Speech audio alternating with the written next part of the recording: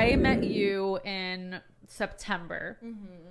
You went on Adam's Patreon podcast. You guys met that way. You were living in Pennsylvania at the time, working at Target. And he came home from the Patreon podcast and he was like, Sky is a star. We need to manage her. And then you came out the next month and I we did a photo shoot together. I showed you the ropes kind of like, this is what you should be doing on OnlyFans and everything. And when I asked you at the time, you were like, oh, I never drink. Like, I think we went to have a drink together and you're just like, oh, I don't know. Like, I can't, I don't like alcohol. Like, I don't really drink. And you were still with your boyfriend at the time. And what is that, like 9 months ago? Yeah. Your life has completely changed in so many ways. Your location of where you live is different. Your relationship status is different.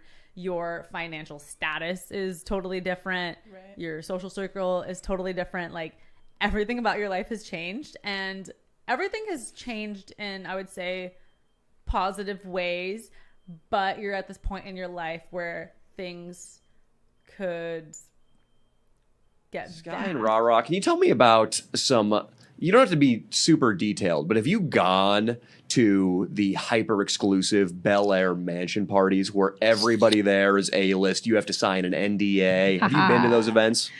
Yes, we just went to the exclusive sex party. Yeah. Oh wow. Yeah. It's like $10K to get in, and everyone's like famous and a lot stuff. of people wearing masks. Damn. Wow. And there are like television people, And music they're people. dead ass having sex on the staircase over here. Like, Everyone's and it's a getting lot head. of Everywhere the you look, someone's getting older head. men with Wow. like 20-year-old girls. Everyone's getting head.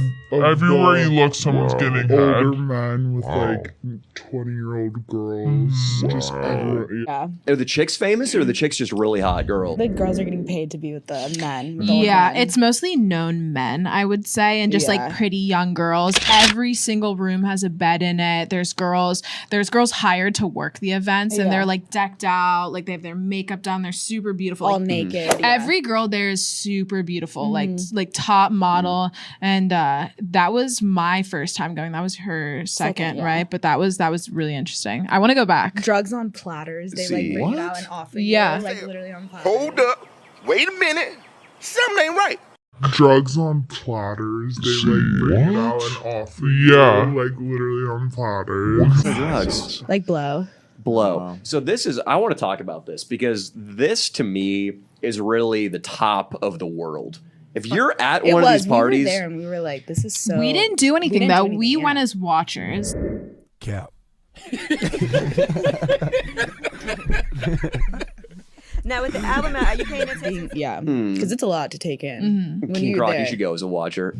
I'm sure they love it. Watch some people get packed out. But that is really, I've heard it said that is the American dream, to be doing cocaine in the Hollywood Hills with celebrities. Bret Easton Ellis, one of my favorite writers, said that. He wrote American Psycho. I love that guy. But that really does sound like, and I'm not saying that's happiness, but that sounds like the American dream to be at one of those parties. So you girls pull up. I imagine it's in Bel Air or Beverly Hills. Right. Yeah. And it's a $30+ million mansion. Yeah. Jake Paul stuck his fingers up her ass 10 minutes after she took a shit, and he put them in my mouth, and I sucked it off, and I said, like, smelled like shit afterwards. It was, it was really bad. Like when Steven takes a shit. Donald. None of the scat porn stars get love. They get shitted on, bro. No one's showing them like love. physically and Poor example. no, but like figuratively and literally. But we're here with you every step Nah, of the way. listen. You feel me? Like, get your fucking coin. You know Get what your I'm bread, saying? This keeps, money. Yeah. So do you think your biggest surge was the Harvard Kazumi meme, or was it like the no jumper gangbang girl? I would say it was the no jumper gangbang thing that kind of kept me in the little in the relevancy, because it made it really easy to stay relevant, because no jumper cycles through. It's a video that's never going to be deleted, It's like, oh my god, frick? I'm like so sad for you. So you're the friend where I'm like, hey, like, can we hang out this weekend? And you just have to be like, no, my parents don't let me I'm do the friend you've stopped asking to hang out because you know the answer. So now I just perpetually feel left out and depressed all the time. So if you don't know this, Kazumi, she's on OnlyFans. She's the gangbang girl. So like clearly your parents, the way that they raised you maybe backfired a little bit. I see. People like to say that, like, they're like, oh, of course you had daddy issues, and of course you lived. No, but like I wouldn't say it's daddy issues. I feel like it's just like the repressed childhood, right? I would say, but how do you mentally prepare yourself for when Parker gets older, and especially with what you're doing with Adam do?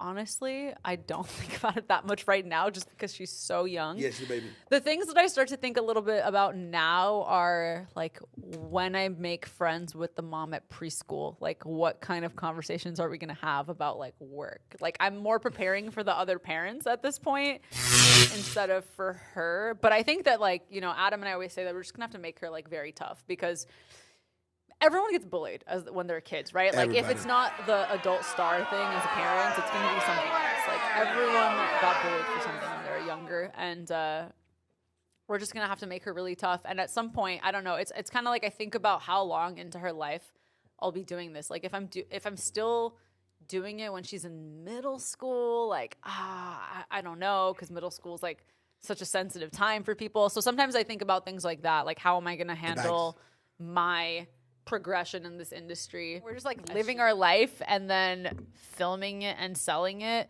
And for me, I like what I do, but my favorite part about what I do is that it affords me the freedom to be like a 80% stay-at-home mom. Like I get to be, which is nice. Yeah.